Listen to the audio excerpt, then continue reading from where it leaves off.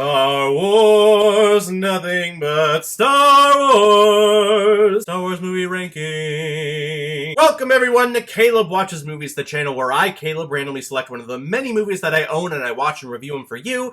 But today, it's the holiday season, we're coming to the end of 2019, and there's this little tiny movie that's coming out called Star Wars Episode 9, The Rise of Skywalker. And I was thinking to myself, you know, I love doing these ranking movies. I always do them at the end of the year.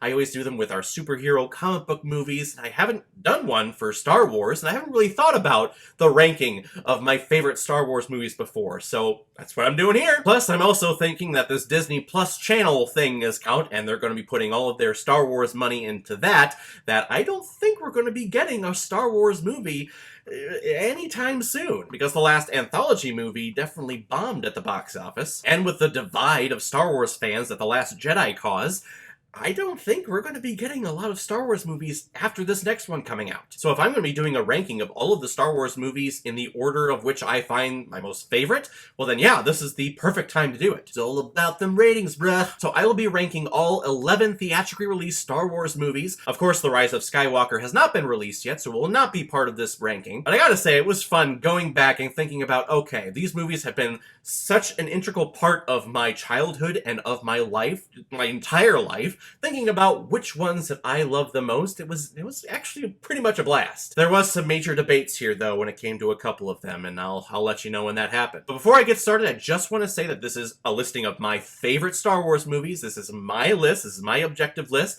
I'm not going on, oh, what's the best cinematic masterpiece and what made a bigger impact when it comes to all culture. No, I'm looking at it from the aspect of, okay, which movies do I absolutely love, which ones are my favorites, and which ones are the ones that, you know, I could do without. It's not going to be the same as everyone else's list. I totally get that, and I'm totally looking forward to the comments of this video after it publishes, because I'm not going to get any hate at all. To give myself a little credibility with this ranking, I grew up with these movies almost my entire childhood. The first scene I remember seeing was the scene in Empire Strikes Back. It was a lightsaber duel. I didn't know what it was at first. I just thought it was cool. And then the first full Star Wars movie I saw was the original, Star Wars A New Hope. And this was actually at my grandma's house. We actually didn't watch a lot of movies at grandma's house, but they bought this VHS. All of us gathered around this small, little, like 12-inch TV screen, and my mind was blown. I was sucked in. These films, they mean a lot to me. Now, I don't go like super in-depth. I don't play a lot of the video games. I don't read a lot of the books because I hate doing research before I go see a movie. So I'm not knowledgeable, okay, about what planet these things were happening on when this movie was taking place, and this character came from over there, and their relationship with each other, and blah, blah, blah, blah, blah. No, I am a fan. I am more than a casual fan, but I'm not an in-depth fan, I guess, if that makes sense. That being said, let's get into it.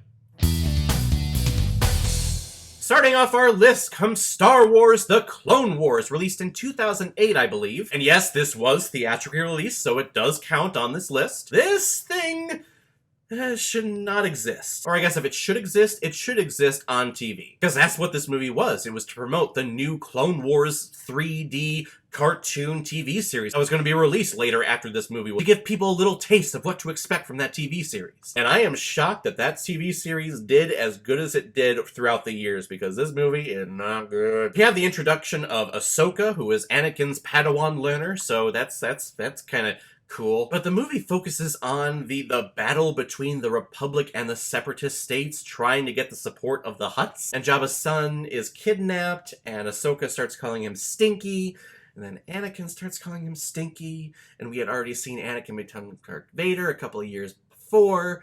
This was just weird. I felt no connection to anything or to anyone or what was happening here, and that's a shame, because I'm a huge Obi-Wan Kenobi fan, and he's in this movie. I didn't care for it at all. Starting off number 10. And this is where the biggest debate that I had with myself took place. I had two movies going back and forth. Which one do I hate more? Which one do I like more? Well, this one had really good things, but had these other things that just drove me crazy. This one, there's not a lot to it, but you know, it's kind of fun. It's an easy watch. Where do I go from here? And I ended up deciding of putting Star Wars The The Last Jedi at number 10. And to a lot of people out there, that is uncalled for. It is not right. Last Jedi is a great movie. Even if you don't like it, you can't deny its cinematic achievements. And I am not denying that at all. It is a beautiful movie. But when it comes down to it for me, what this movie did to the Star Wars fan base, it cut them in half. It split them, causing tons, thousands, hundreds of thousands of debates online where these people, these Star Wars fans, start hating each other over their discussion. Hateful things being said on all social media platforms, and the hate that this movie has caused from the debate, I had to put it at number 10. But this movie is not all bad. There is an aspect of this movie that I am in love with, and that is the story of Luke Skywalker. We had imagined, we had theorized what Luke Skywalker did after Return of the Jedi. A lot of us thought that he would go on to be this grand, everlasting leader of the rebellion. So to see him become a hermit and run away from his problems and run away from his mistakes and his failures, I am in love with that choice. And to see his pushback and resistance of teaching Rey and sending her down the path to become a Jedi, it scares him. It scares him to death. Because he tried that once with Ben Solo, and look what happened. I think it is a brilliant, beautiful send-off for a beloved character. Everything else about the movie, though, I absolutely despise. Outside of the Luke and Rey stuff, this is about a 15-mile-an-hour car chase. You have the First Order in this huge-ass ship chasing the last few people, the last few ships of the rebellion. And you only have that one ship in the entire galaxy? You couldn't have called your other First Order buddies and ships to come out over and block these people? Apparently you can track them through hyperspace, so what's the big deal here? And then we have Poe Dameron, who is being an absolute dick. And we have Laura Dern, who is being an absolute dick in her new role as Commander-in-Chief. One person is not following the orders that he is given, and the other person is withholding information from their subordinates. That is not a good mixture. And then we are given the worst character in the entire Star Wars franchise, and that is the character of Rose. My God, I hate this character so much. And that's not the actress, I'm talking about the character. And this is where a lot of the hate that I have towards the reaction of this movie is, because you get a lot of those dicks and misogyny assholes that get on Twitter that tell this actress to basically go kill herself, or that she deserves to be assaulted. And those people that say that deserve to be locked up. I'm sorry, they do. But if I'm talking about her character, I should have the right to say that I despise her character, because she is not intelligent at all, and she is selfish as fuck. We have Finn at the end of the movie who is planning on sacrificing himself to save the rebellion. He is going to plummet himself into this major cannon, and you can tell that he is making peace with himself. And then all of a sudden, because she has a fucking crush on him, she flies her ship right into his to cause him to go out over there and not cause the cannon thing to stop and shoot and destroy the base that they're hiding in. And then we need to talk about the animals, because we need to save the animals in the midst of this rebellion. Harry Potter animals. Oh my God, I would rather see a whole movie starring Jar Jar Binks than to watch another second of her on screen. And my fear is that she's going to be in this next one, and I'm going to be pissed off. Alright, now that I've composed myself, coming in at number 9, the one that beat out The Last Jedi, is Episode 2, Attack of the Clones. This movie, by all rights, is bad. It is very bad. The dialogue in here is atrocious. If I have to hear "Milady" one more time, I'm just gonna go jump off over there, because apparently I have an abyss in my basement. Oh, I pointed over there. But this movie, unlike The Last Jedi, I felt had a better pace to it. I felt that it went along quicker, and we're seeing the development and the shift starting to change with Anakin Skywalker into what will become Darth Vader. We get to see Obi-Wan Kenobi in a more leadership role, which I always enjoy. And this movie just seems more fun than The Last Jedi does. Granted, the love dialogue in here is so painful. I don't like sand. It's rough. Course, it gets everywhere. And then when he's trying to make the moves on her, even though she's wearing like this BDSM outfit, he's saying like he's tortured by the thought of never having to kiss her. And it's just, George, do you know how to talk to women? Oh yes, I talk to women all the time. I just fix it in post. It's not good, but the pacing is a lot better than Last Jedi. Coming in at number 8 is a movie that revitalized the franchise, Star Wars Episode 1, The Phantom Menace. A movie that had so much hype behind it. We're gonna see the beginnings of Darth Vader, and we're gonna see some awesome lightsaber duels. Haha! And we got the cool lightsaber duels. Actually, those lightsaber battles are probably the best in the entire series, or one of the best. But in terms of the structure and the pacing, this felt like a bunch of kindergartners got a hold of a script and wrote down a line and then passed it along, and they wrote down another line and then they wrote down another line, and it just kept passing along, and no one was editing or drafting this at all. It was just like, okay, yep, that's the final product. Here's all these cool things and ships landing. Seriously, how many times can we see a ship dock and take off? That's what the prequel trilogy is, actually. Bunch of ships taking off and docking. But we have Obi-Wan Kenobi, we have Liam Neeson here, both two cool badass Jedis, and we get a taste of how the Star Wars universe was before the first original trilogy that we saw. Yes, and we have the Gungans, and we have Jar Jar Binks, which are not good at all. But as a kid, I remember buying into this hype and buying into basically everything with this movie. I was so excited for it, and as a kid, I was excited when I walked out of the theater, mainly because of those lightsaber duels. But this movie kind of started the trend where everything in the original trilogy needs to be linked to something else, like C-3PO. Of course, he was built by Anakin Skywalker, who would become Darth Vader.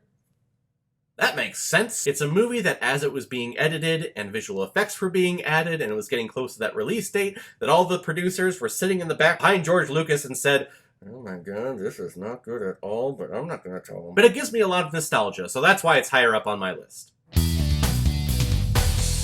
At number 7, our first anthology movie of the Star Wars franchise, Rogue One. What? It's not the other anthology movie? What? Yes, I am not the biggest fan of Rogue One at all. Mainly because I couldn't connect with any of these characters. Jyn Erso is our protagonist, and it seems like she keeps running away from any type of responsibility, not wanting any type of responsibility at all, and I'm supposed to get behind that? And then out of nowhere, she comes to the rebellion and says, what? Come on guys, we need to fight. Aren't you the rebellion? Come on, gather your forces. And if I was part of the rebellion and I saw this person come up and hasn't been here before and actually spoke out against the rebellion for the longest time, I'd be like, hey, chill the fuck down. We've been here longer, okay? Okay? Right. This film, though, does have some breathtaking imagery. The opening prologue where Ben Mendelsohn's character is in his white cape and he's walking across this black land. Oh, it's beautiful, it's stunning. But the mess of a production that it had, all the rewrites and reshoots that it went through to shoehorn in a Darth Vader cameo and to shoehorn in basically a sad ending, when originally the writers and the director didn't want to do it because they thought, well, it's Disney now, of course we're not going to have everyone die at the end. Disney's not about that. The fact that they shot this movie without that original intent in mind is mind-boggling to me. Number 6, and I'm kind of bummed that I'm putting it here and not in the top 5 because it's actually my favorite of all the prequels. It's Star Wars Episode 3, Revenge of the Sith. This is what it's all been leading up to. I grew up in the prequel era, so building up to this climactic fight between Anakin Skywalker, now Darth Vader, and Obi-Wan Kenobi, we have heard of this before. When we met before, I was but a learner. Now I am the master. We finally get to see what caused that and what caused him to need that big dark black suit. That is my favorite lightsaber duel of the entire franchise. It is wonderful. A lot of people think it's overdone. It goes on for too long. Sure, but I love that. I want it to be the entire movie. But I do like what we got with the rest of this movie as well. We see Obi-Wan Kenobi rocking the Sir Alec Guinness hair and beard, and we see how Anakin's mind was easily twisted between believing what's the best side, the dark side or the light side. Because good, evil, these are all points of view. These are all perspectives. And he begins to see that, well, the Jedi, they're not all sunshine and rainbows. They have some corruption in their organization as well. We don't focus on the love story between Padme and Anakin, which, thank God. Jar Jar Binks doesn't say a word in this movie. And we finally have some stakes with this prequel trilogy. Jedi die in this movie, and it's a very heartbreaking scene to see. By far, the best of the trilogy. I actually really enjoy this movie, and I'm bummed that I can't get it higher up on this list.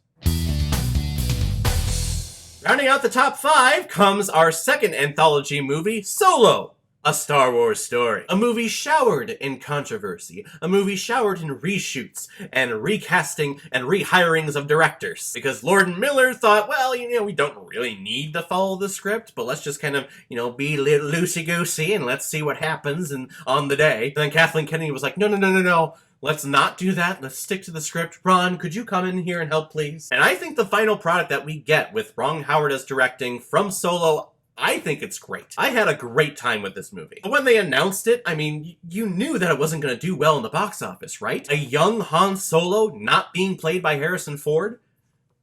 You've just doomed yourself. But I went in with an open mind and I was pleasantly surprised. The bar that I gave myself was so low, and boom, right there. But when you set your anticipation bar so low, you can only go up from there. And I think the chemistry that the actor portrayed as Han Solo, I think was perfect. And that was a fun little heist movie. We got to see where the Millennium Falcon came from, how it beat the Kessel Rung in 12 parsecs, even though parsecs are not a field of measurement in any way. I had a blast with this movie, and I think more people need to see it and give it a chance. Number 4 comes another movie that revitalized the genre and revitalized the franchise. Star Wars Episode 7, The Force Awakens. This movie had so much pressure on it. It had to deliver. Disney just bought Star Wars from George Lucas for like $4.5 billion. This was a major investment. They had to do something great with this. And I think hiring J.J. Abrams to be the director of the first installment of this sequel trilogy, I think was a brilliant move. Because I love what he did with the Star Trek franchise in the first Star Trek movie in 2009. And what we got here, I think, is a great love letter to the Star Wars franchise. This is J.J. saying, hey, remember when Star Wars was awesome and it had all these cool things? Well, come back here to the sequel trilogy because all that is here again. Not everyone loved the prequels. Here is something that everyone can get behind. And what we get is really a knockoff in some way of A New Hope. Actually, if you look by the story plot beat by beat, it's hauntingly and shockingly and upsettingly similar to A New Hope. That doesn't mean it's bad. We get introduced to awesome new characters like Rey. I love Rey. I can't wait to see where this new film takes her. But it all started here, and I fell in love with her from the first time she came on screen. Kylo Ren, I think, has a great arc and a great story. Him as a villain, he's kind of a whiny little bitch, but this movie introduced so many different potential plot points that this franchise could have gone down. It's just too bad that Rian Johnson in The Last Jedi literally took the lightsaber in Luke's hand and threw it over his shoulder. J.J. Abrams like, okay, Rian, here you go. We're playing T-ball. There's the ball. I've put it on the tee for you. All you have to do is swing away. And Rian Johnson comes in and says, okay, thanks. I'm going to get rid of that. You're going to throw the pitch at me and I'm going to hit it with this golf club. Why would you do that? JJ sets up some amazing plot stories here that, unfortunately, we do not get explored in The Last Jedi at all, and that's why Last Jedi is so below. Force Awakens is great. Billions and billions of dollars. It made all the monies, and it reintroduced the world to this franchise that all of us should love. And now our top 3, of course, it just had to be the original trilogy. But what is the order that I put them in? Mainly these 3 are here because of rewatchability. I have watched and rewatched these movies so many times throughout my life that just nostalgia-wise, I couldn't put below 1, 2, and 3. But number 3, this has always been the case for me growing up, Empire Strikes Back. Typically hailed as the best Star Wars film out there, but when it comes to my favorites of the Star Wars franchise of the original trilogy, it's my least favorite. But this movie was really the first one of the Star Wars franchise to have all of the merchandising come out as the film was being released. So this one, of course, just made so much money on top of the original Star Wars. And what a brave choice it was to show us a film where we have all these beloved characters set up in the first Star Wars movie, having them run and lose basically the entire film. This is not a happy film. This does not have a happy ending. Our heroes, our protagonists lose. And that's gonna be one of the first time that happened in cinematic history, right? At least when it came to these big, huge blockbuster hits like this. We get the iconic duel between Luke Skywalker, Darth Vader. It is done with silhouettes at first, which, if you know me, I love silhouettes. Give me anything in silhouettes and I am there. The I am your father bit that is so ingrained into pop culture, everyone knows it. People that have never seen Star Wars know that bit. This movie is great. It's fantastic. By all accounts, should be at number 1, but for me, out of the original trilogy, it's my least favorite. Number 2, oh boy, what is he going to say? Well, I'm going to say the original Star Wars, later to be called Episode 4, A New Hope. And this one started it all. It started this whole billion-dollar franchise that has touched the world globally. All from this simple movie that no one believed in, that no one was giving George Lucas credit for, and it became such a financial success. And it's the quintessential story of the hero's journey. Our hero, our protagonist, typically dressed in a white-type fabric or white, bright-colored clothing, starts off in the status quo, and then there's a nice call to adventure. There's an old wise man that comes in and guides him along his way, and then we go into the dark pit of despair, where we reach our lowest point, people die, we don't see an end in sight, to eventually we beat the bad guys and go back to our original setting, a little change from our experience, of course. And it's an interesting choice because we don't meet our protagonist until, like, what, 15, 20 minutes into the movie? We start off with these mechanical droids. Wow, how did this movie succeed? But this is Star Wars. I mean, what hasn't been said about this movie? This movie inspired so many people in the arts today, so many actors, so many film directors out there are film directors because they watched this movie as a kid. I feel like I have an imagination and I have creativity because I saw this movie as a child. And it's a movie that I feel that everyone should watch at least once in their lives because it was this small, tiny little independent film that just blew up to be this massive global phenomenon. And here we are, the top of my ranking of my favorite Star Wars films. So at the top, it's gotta be Return of the Jedi. 2 words.